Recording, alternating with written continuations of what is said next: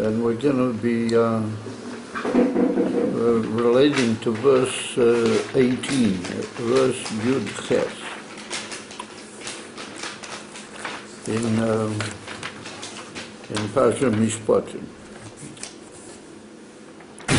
And it's well known that this Parsha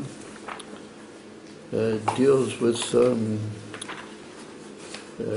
all the laws, detailed laws.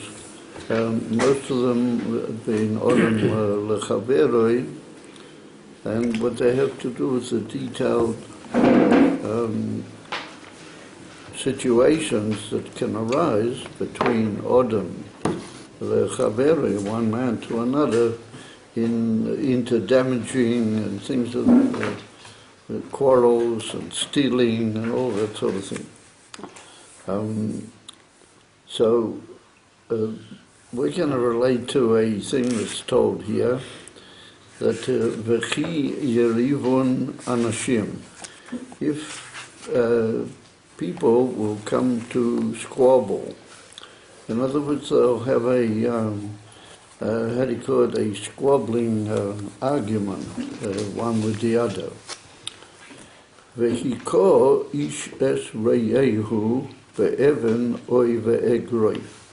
And it became so heated and so unpleasant between the two of them that one of them hit his neighbor, meaning the other one, with a stone or with with his fist. Egroif means the fist. I'm not going into all the details here, why are we given these two possibilities of a stone or an egroif and so on. V'lo yomus, and the guy didn't die. I mean, we've already been told in the earlier Pesukim that if he killed the other person, then he is chayav misa. He, according to halacha, he's chayav misa's bezdin. The bezdin can put him to death because he killed another person. However, here he didn't kill him. He hit him, but v'lo yomuz, and he didn't die. V'nofel lemishkov, he fell into illness, and he got due to the hit and the thwack that he was given. He fell into laying in bed. Nofel lemishkov. And so there he is. He's laying disabled and sick, or seriously affected by the blow, laying in bed, and meantime the fellow that hit him, what's happening with him? So Rashi tells us, amongst other things that he tells us, Rashi tells us that they put the man who hit him into prison, into a form of what in those days was a prison. According to Yiddishkeit, you don't really have full-time prisons and all that sort of thing. But they kept him in a thing called machbosh. Machbosh means like, a place where they imprison somebody under guard. So he was kept, because we're waiting to see what's going to happen with the smitten man. If the smitten man will die, then he will be chayav misa. And so we want to have him available. And if, however, the smitten man doesn't die, so then he will be, as it were, cleaned. He will be okay, but he's got to pay him. And the Mishnah tells us in Masechta Bava Kama that he has to pay him 5 different payments. And I don't want to go now into all the details of those payments. We're going to deal quickly here with 2 of them anyway. And the others, that would require another shiur to go into. But he's got to pay him. Let's say he hit him on the nose and he damaged his nose, or he caused him to lose the use of a limb or things of that nature. Then he has to pay him monetary We learn that from our postage a bit further. He has to pay money, the worth of the limb that he caused him to lose. You know? That's called nezek. And then there's other payments. And we're going to deal with two of them here. However, in the meantime, he's under guard, and the sick man is laying in bed. Right? So now the pasuk says, Im yokum, let's say the sick man will get up, ve'yisalek bachut, and he will be able to walk around on the outside. If he can just walk around at home, but he can't go outside, that's not enough yet. We'll still be waiting to see what might happen to him. But if he's able to get up out of his laying in bed, and he's able to go outside and move around, how? Al mishantoi. What that means in simple terms, that he'll be able to move around on his walking stick or, some sort of support thing that a man might carry. That's what we call a mishenat. For example, you say in chapter 23 in the Psalms, you say, Shiftecho mishantecho heima yenachamune. Your staff and your stick, literally, or they will comfort me for the time being, etc., etc. If he can get up, so if he can only move around outside with a stick, what is that worth? So Rashi says it doesn't mean, according to Rashi's opinion, it doesn't mean that he has to walk with a stick. What it means is that he will be able to support himself. And the word mishantoi is like a figurative word, according to Rashi, in the pshat. What that means is he can walk around on the outside, supporting himself. He can hold himself together, and he's able to, balance and walk in the normal way that he did before. That's what it means, mishantoi. That's how Rashi means it. Then, v'niko hamakeh. And then the guy that hit him will be cleansed, literally, meaning he will be free of death penalty. Niko hamakeh means he will be free of death penalty. Niko from Lashon clean, he will be clean.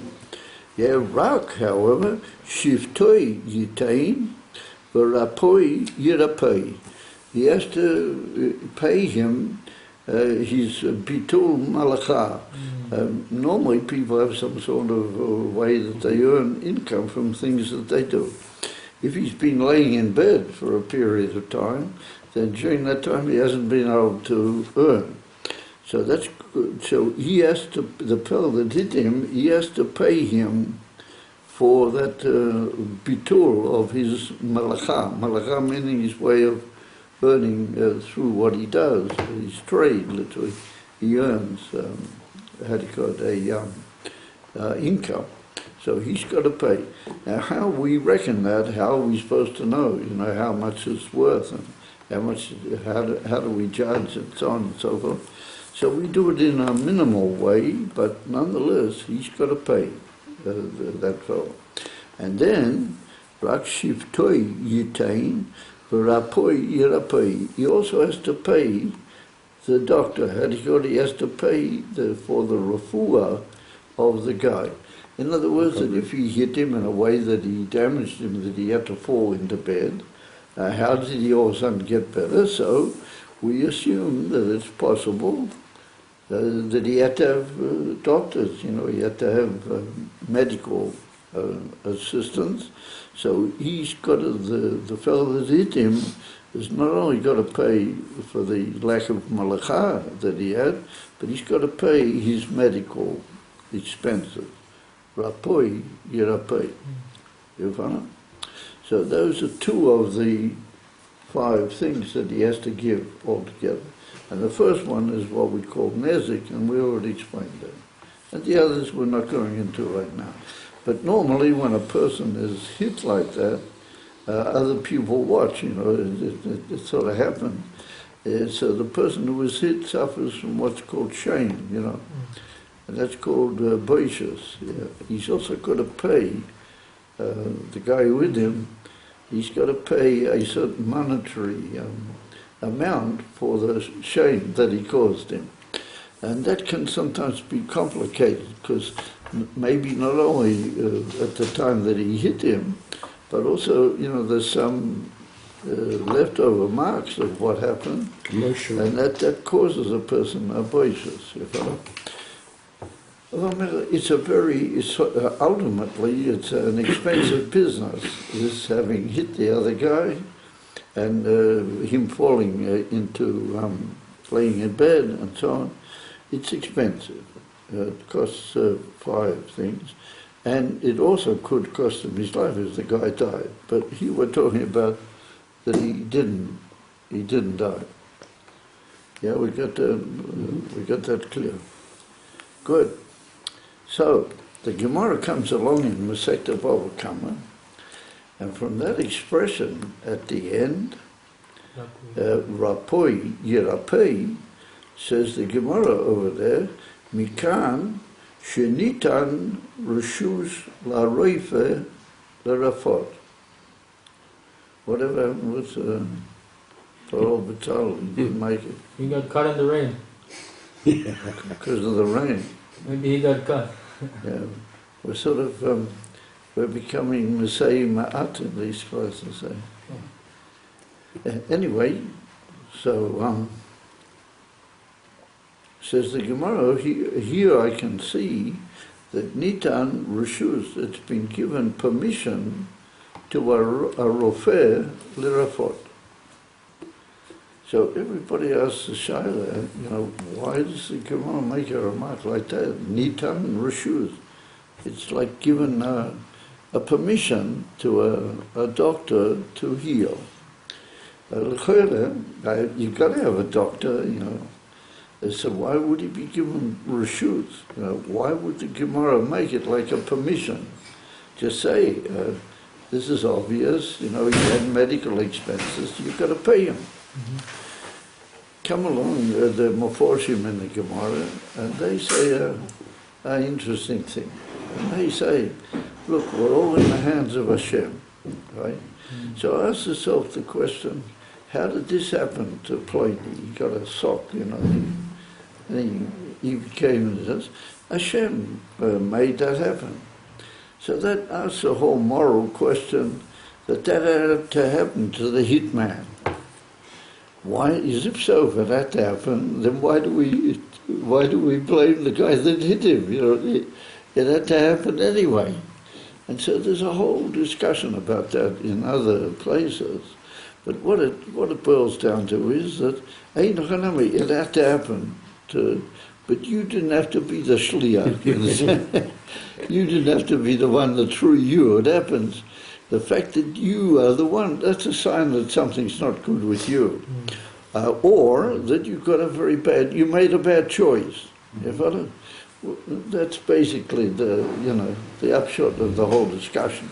However, in this particular case, everybody says since it all happened with Hashem's wanting, then, as the old saying have it, you did it, you look after it. And it makes sense that everything's in the hands of Hashem.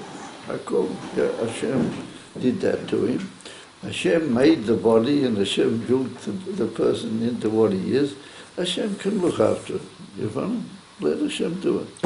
He will heal whatever wound has occurred, because he knows better than anybody, in inverted commas. Yeah. Says the Gemara, but you got these people who are called Rofim.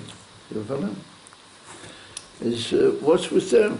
So the Gemara says, that's really a very good shaila. They don't really sort of fit. But Nitan Rishus, it's given permission. That if they want to interfere, as it were, or in some way play a active role in this person coming back to good health, then they're allowed to do it. Now, pay careful attention, that from that it appears that it's not a mitzvah on anybody's part, not the hit fellow, not the doctor, to heal him. In other words, if you're been in any way affected health-wise and you want to get better, the way to do it is to turn to Hashem, you follow? If you are not required to go to a doctor, on the contrary, maybe it's better you shouldn't, you follow? And therefore the Gemara says, Nitan Rishus la Roife. Now why would it be given a Rishus to him? Because he's looking to earn a living. He sees that he can have a living if he helps people on this particular. So he's, as it were, according to what the mashmoyos of the Gemara is, he's, as it were, mixing into Hashem's area. And so we say, okay, for the sake of his panosim and everything, we're going to let him do that. Yeah, Nitan Rishus la Roife. It's given permission, but not that, how do you call it, anybody's really commanded here to do it. Fawuja, why? Because Hashem made this happen to you for some reason. Let Hashem look after it, and he's the best looking after that there could be. Yeah. Sorry. We're only a few, you know, we gotta pay attention. All right, come to Islam, he said. It's an interesting thing here that I have like a sort of a cause and effect. That if I approach the real cause, then the effect will just disappear, because it's all from Hashem.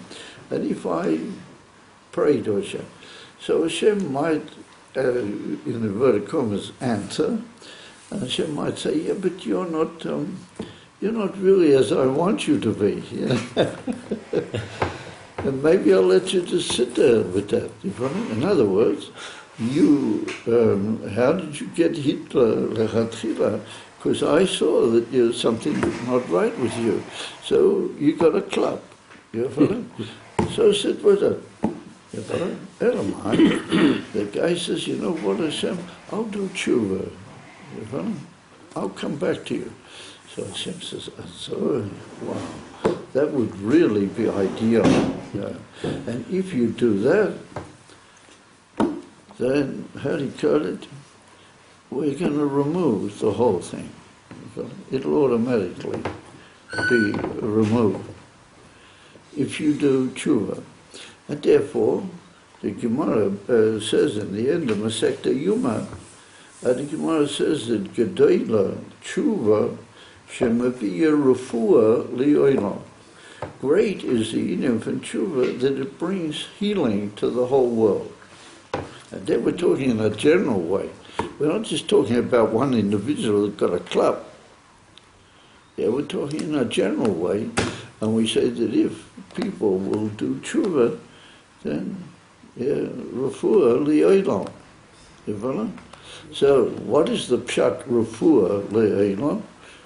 Geula amitius, that's what it means. Ultimately, it means the geula. So, another remez to this, I'm going to develop on this, but another remez is that every day you daven Shem Esrei 3 times a day, and in the 8th bracha, what do you say? You say Refo'eni, or Refo'enu, is Lashon Rabbi, Refo'enu Hashem ve'nei rofei, heal us Hashem, and we will be healed. You follow? That's based on a pasuk. There's a pasuk in Yirmiyahu, I think it is, that he says it in the name of the Yidden, Refo'eni, Lashon Herikot Yochid, Refo'eni Hashem ve'ei rofei. Heal me, Hashem, and I will be healed. So ask yourself the Shaila, if he says, and we say to the Eibishter, Refo'enu Hashem, and if Hashem answers that prayer, then L'chera, Hadikot Hashem is going to look after it, and you're fine. So what do you say? Refo'enu Hashem v'nei rofei, and we will be healed. That word is not necessary. And the same in Yirmiyahu. Why does he say Refoini Hashem va'erofei? Yeah, I mean, if Hashem is going to answer my prayer, he's going to heal me, then I guess I'll be healed. What's up, erofei? They come along, certain people, and they say Hashem might do it through a medium. You follow? He might do it through a doctor or something. And then we can never be sure. The Shloah Kodesh says it. It's a famous thing. If you're healed by Bas of Adam, you're healed by a doctor,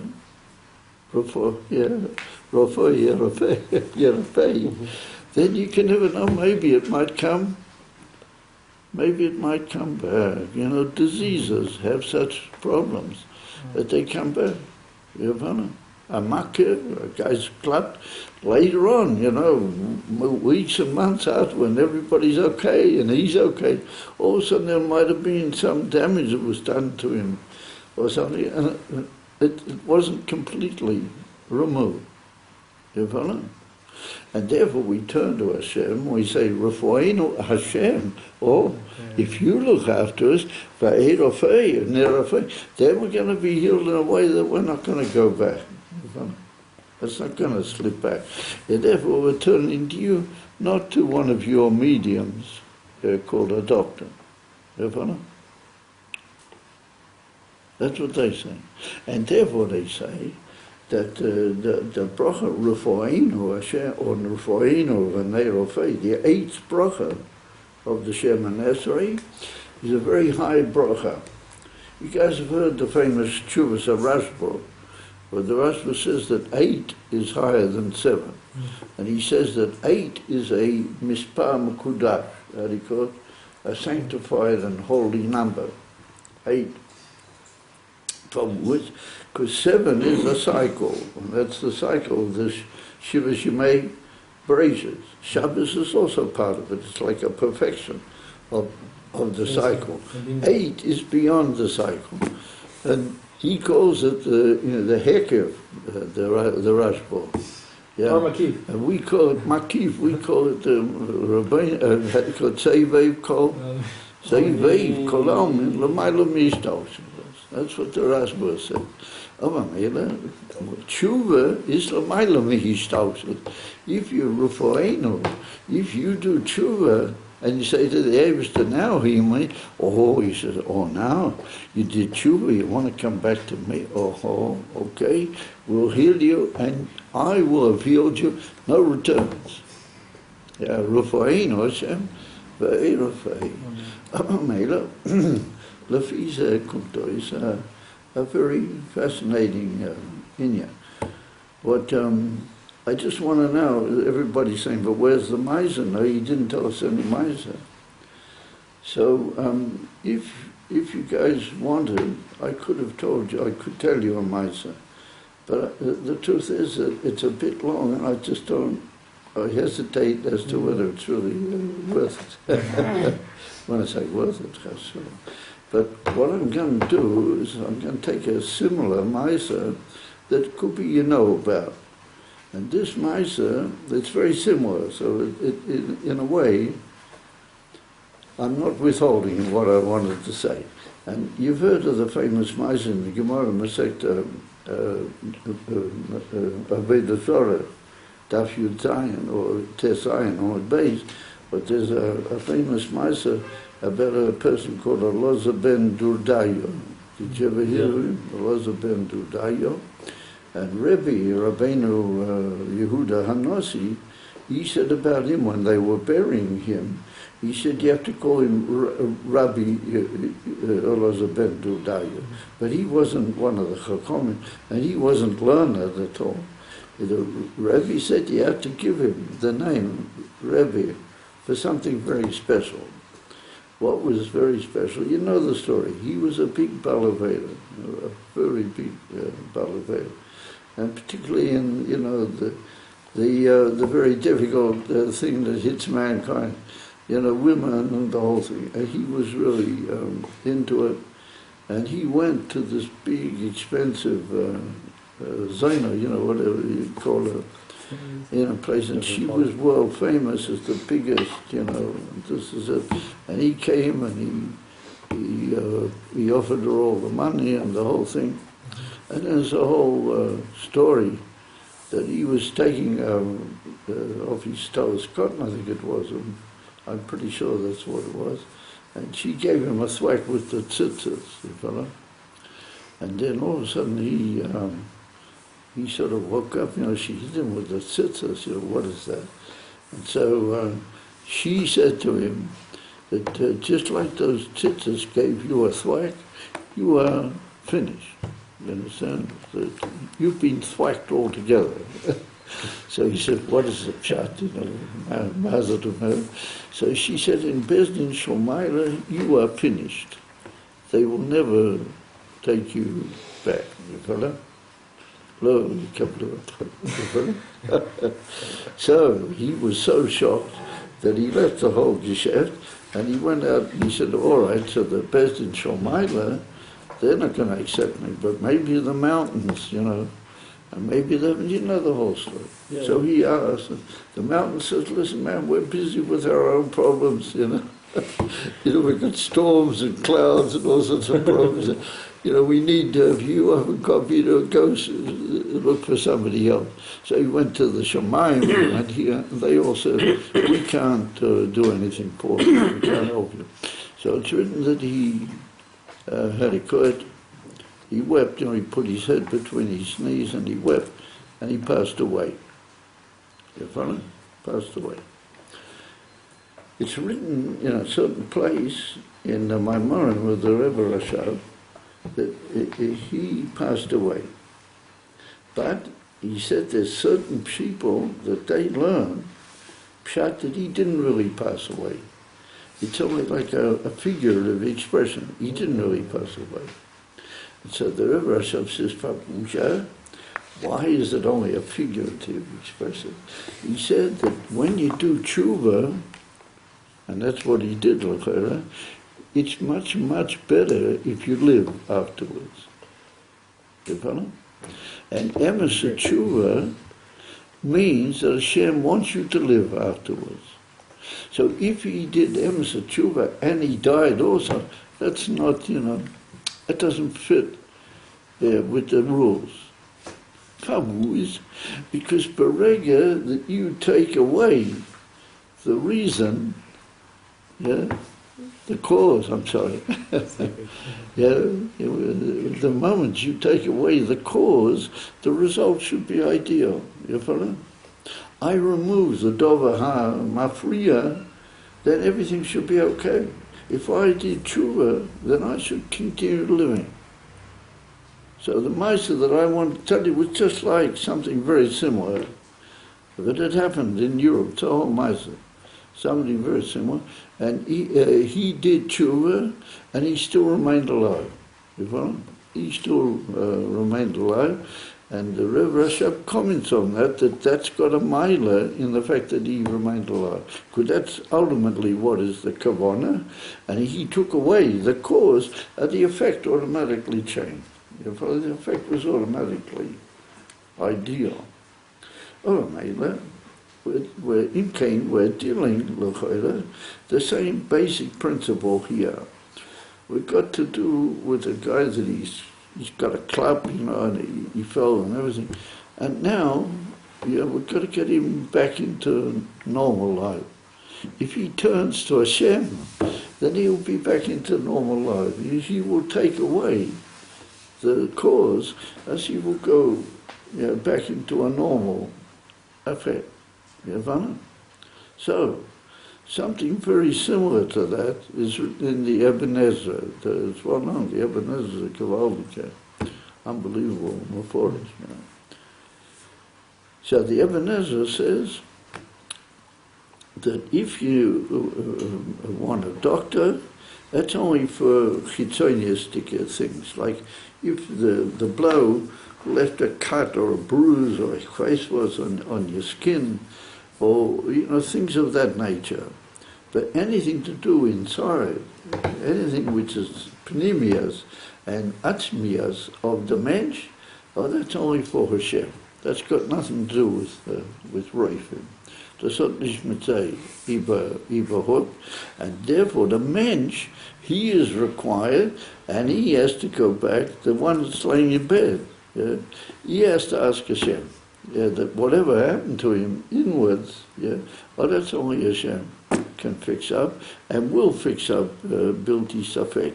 And the whole paying of the refuah is only the people that they looked after the outer effect of the wound, or another possibility, which is